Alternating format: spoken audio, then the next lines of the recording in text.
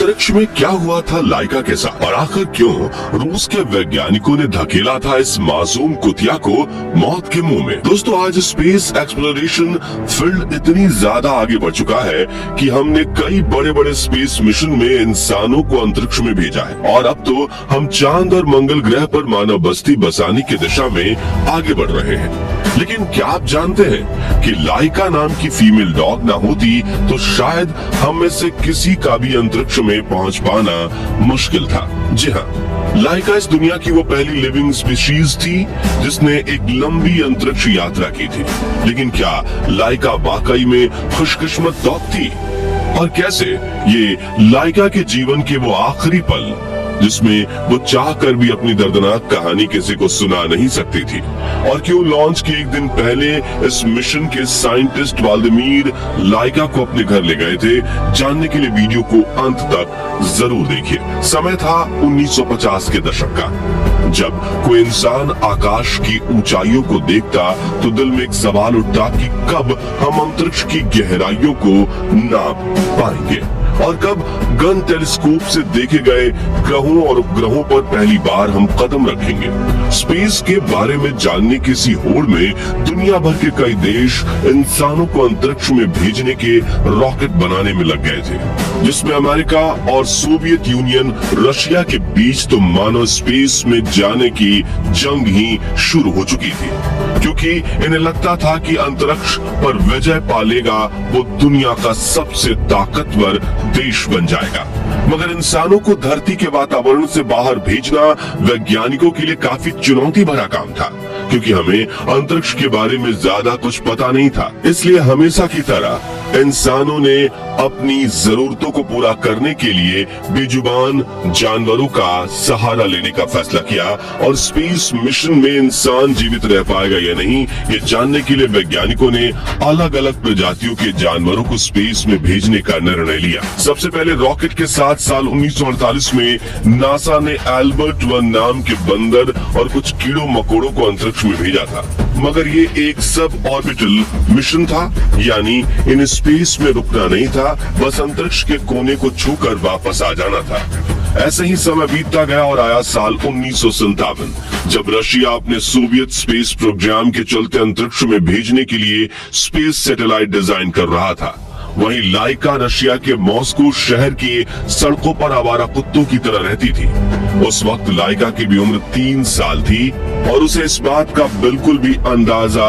नहीं था कि जीवन का ये साल उसकी पूरी जिंदगी ही पलट कर रख देगा। इस बीच 4 अक्टूबर 1957 के दिन रशिया ने अपने पहले आर्टिफिशियल अर्थ सैटेलाइट स्पुतनिक 1 को सफलतापूर्वक लॉन्च करके लो अर्थ ऑर्बिटर में भेज दिया था। मात्र 23 इंच डायमीटर वाले इस लोहे के बॉल पर चारों रेडियो एंटेनास लगे हुए थे। हालांकि इस सैटेलाइट में ज्यादा उपकरण तो नहीं थे, लेकिन रशिया के लिए ये एक बड़ी जीत थी, क्योंकि इस मिशन से उन्होंने स्पेस रेस में पहली बाजी मार ली थी। जिसके बाद रशिया के वैज्ञानिकों में ये उत्सुकता जागने लगी और अमेरिकी स्पेस एजेंसी नासा की होंडा होड़ में सोचा कि क्या होगा अगर हम अपने इसी सैटेलाइट में किसी जीवित प्राणी को बिठाकर अंतरिक्ष में भेजें। और काफी रिसर्च करने के बाद वो इस निर्णय पर आए कि हम एक डॉग को अंतरिक्ष में भेजेंगे, क्योंकि एक तो वो हर चीज काफी जल्दी सीख जाते हैं और दूसरा उन्हें बिठाने के लिए स्पेसक्राफ्ट में जगह बहुत कम लगेगी। तो जब वैज्ञानिकों ने ये बात प्रशासन के सामने रखी, तभी रूस के प्रशासन ने इसके लिए हामी भर दी, लेकिन उन्होंने वैज्ञानिकों को टारगेट दिया कि आप ये मिशन 1 महीने के अंदर ही करें, क्योंकि उस समय अमेरिका और रशिया के बीच कोल्ड वॉर चल रहा था, जिसके चलते दोनों देश जल्द से जल्द स्पेस मिशन करके एक दूसरे को नीचा दिखाने में लगे हुए थे। अब सरकार की ये बात सुनकर रूस के वैज्ञानिकों ने हड़बड़ी में आकर सिर्फ 4 हफ्तों में एक स्पेसक्राफ्ट डिजाइन किया, जिसका जुर्माना आगे चलकर लाइका भुगतने वाली थी। रशिया ने अपने स्पेसक्राफ्ट का नाम रखा था स्पुतनिक 2, जिसे खास तौर पर एक कुत्ते के लिए डिजाइन किया गया था। इस अंतरिक्ष यान में एक लाइफ सपोर्ट सिस्टम लगा हुआ था, जिसमें carbon dioxide absorber, oxygen generator और डॉग के शरीर को ठंडा रखने के लिए एक फैन रखा हुआ था। इसी के साथ इसमें 7 दिन जीवित रहने के लिए थोड़ा खाना और स्टूल व यूरेन वेस्ट को कलेक्ट करने के लिए एक बैग रखा गया था। इस स्पेसक्राफ्ट का केबिन स्पेस इतना कम था कि इसमें घूमना फिरना तो छोड़ो बल्कि हिलने डुलने के लिए भी जगह नहीं थी। यानी कि इसमें बैठने वाले डॉग को लंबे समय तक एक ही जगह पर कैद में बैठना था और अपनी मौत का इंतजार करना था, क्योंकि उस वक्त सोवियत यूनियन के पास स्पेसक्राफ्ट को अंतरिक्ष में भेजने की तकनीक तो थी, लेकिन वापस लाने की तकनीक की खोज होना अभी बाकी थी। इसलिए हम इसे सुसाइड मिशन भी कह सकते हैं। जहां एक तरफ वैज्ञानिक इस स्पेसक्राफ्ट को रेडी कर रहे थे, वहीं दूसरी तरफ कुछ वैज्ञानिक इस मिशन के लिए एक सही डॉग चुन रहे थे और मिशन के लिए उन्होंने एक स्ट्रीट डॉग को चुनने का फैसला किया, क्योंकि बचपन से ही इन्हें मुश्किल परिस्थितियों में रहने की आदत होती है। इसी खोज में वैज्ञानिकों को मॉस्को की सड़कों से 3 डॉग्स मिले, जिनका नाम उन्होंने अल्बीना, मुश्का और लाइका रखा। फिर इन तीनों डॉग्स को ट्रेनिंग के लिए ले जाया गया और जैसे ही हमने आपको पहले भी बताया कि स्पुतनिक 2 का केबिन बहुत ही ज्यादा छोटा था, इसलिए वैज्ञानिकों ने इन तीनों डॉग्स को 20 दिनों के लिए एक छोटे से केबिन में रखा, ताकि जब इस स्पुतनिक 2 के केबिन में बैठे तो घबराकर उछल कूद ना करें। फिर इन्होंने इन तीनों डॉग्स को सेंट्रीफ्यूज डिवाइस में बिठाकर रॉकेट लॉन्च के एक्सेलरेशन के दौरान उनका कैसा हाल होता है वो टेस्ट किया। फिर इन्होंने इन्हें एक ऐसी मशीन में बिठाया जो स्पेसक्राफ्ट जैसी आवाज करती थी। इस दौरान इनके पल्स, ब्लड प्रेशर को भी मॉनिटर किया जाता था और ट्रेनिंग के अंत में वैज्ञानिकों ने इन तीनों डॉग्स में से लाइका नाम की फीमेल डॉग को स्पुतनिक 2 में बिठाकर अंतरिक्ष में भेजने का निर्णय लिया।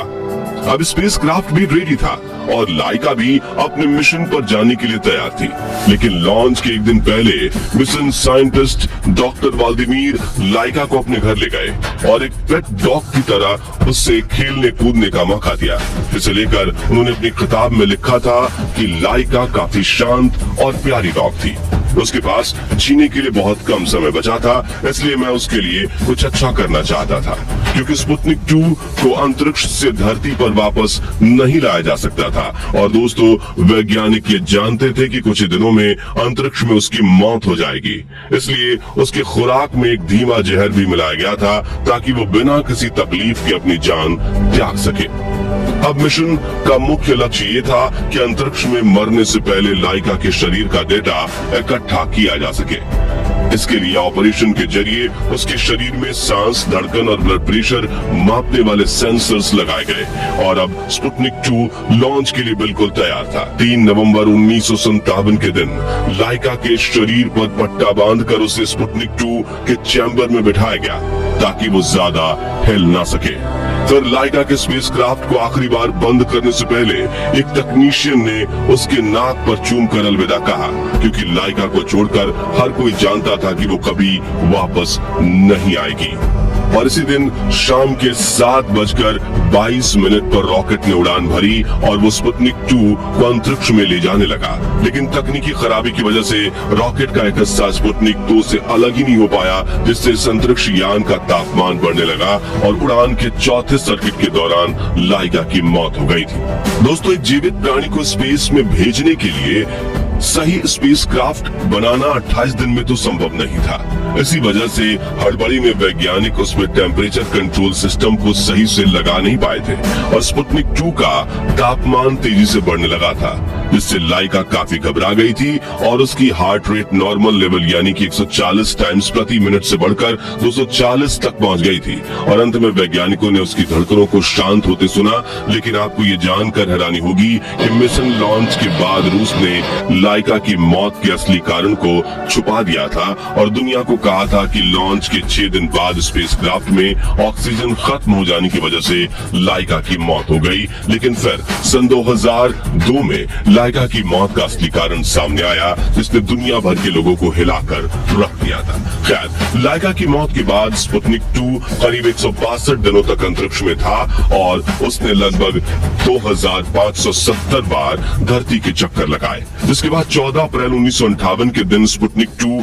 ने जैसे ही धरती के वातावरण में एंट्री ली तो विस्फोट के बाद लाइका के अवशेषों के साथ टुकड़ों में बट गया। आपको बता दें कि लाइका एक वॉरियर डॉग थी और स्पेसक्राफ्ट का तापमान तापमान बढ़ना शुरू होने के 3 घंटे बाद तक लाइका मौत से लड़ती रही, लेकिन आखिर में परिस्थितियों के सामने उसकी हार हो गई। लेकिन अपने इस मिशन से लाइका वो पहली जीवित जीव बनी जिसने अंतरिक्ष में कदम रखा था, और उसकी कुर्बानी की वजह से आज हमारा अंतरिक्ष में जाना संभव हो पाया है। फिर साल 2008 में रशिया की सरकार ने लाइका के सम्मान में एक मूर्ति बनाई थी।